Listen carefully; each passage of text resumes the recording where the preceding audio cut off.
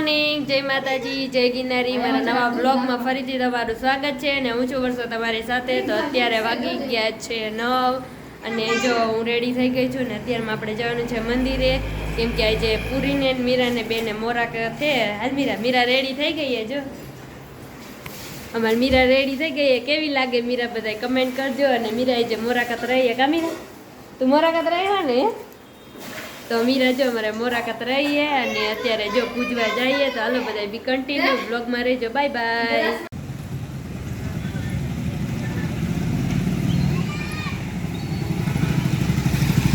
Hello guys, તો અમે જો મંદિરે આવેલા જાય છીએ, તો બધા બી કન્ટિન્યુ બ્લોગમાં રહેજો। પૂરી મોરાકત રહીએ તો આપણે જોઈ કેવી પૂજા કરે। ફાઇનલી અમે મંદિર પહોંચી ગયા છીએ।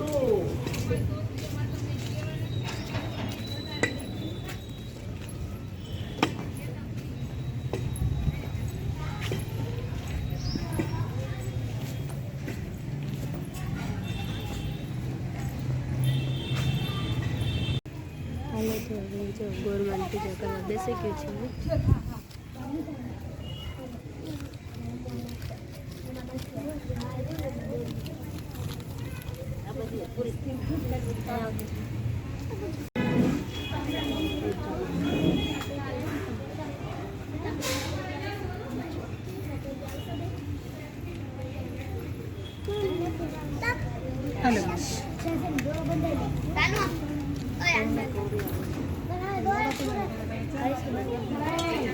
સોરી કાંડ ન બાંધે તો એને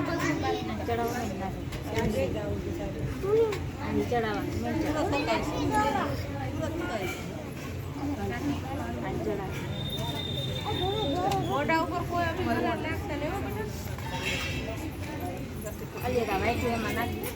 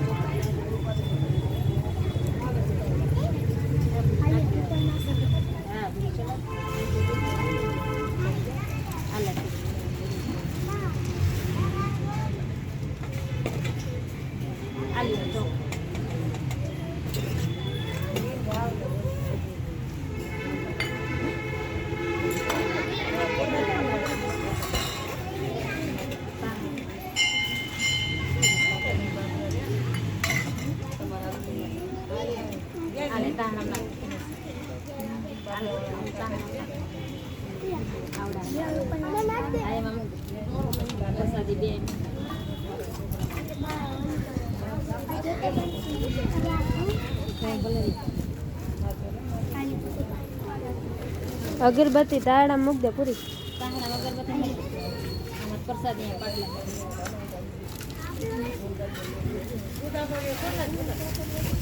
હા મૂકી દે એટલી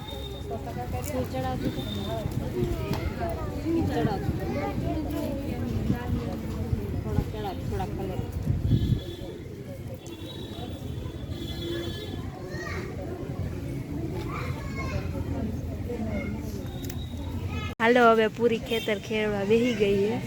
નાના કરાય ચારે ખેડે આમ ખોળ દે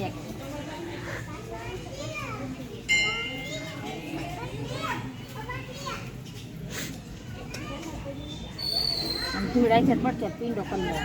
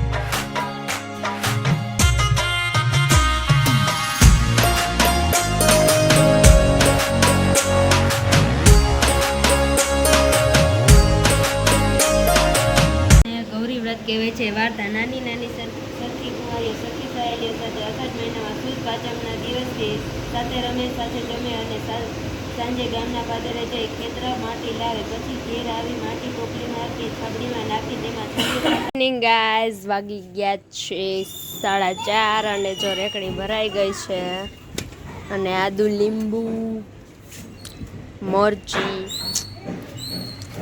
અને તાંજરીઓ અને મેથી આવી ગઈ છે જો સરસ મજાની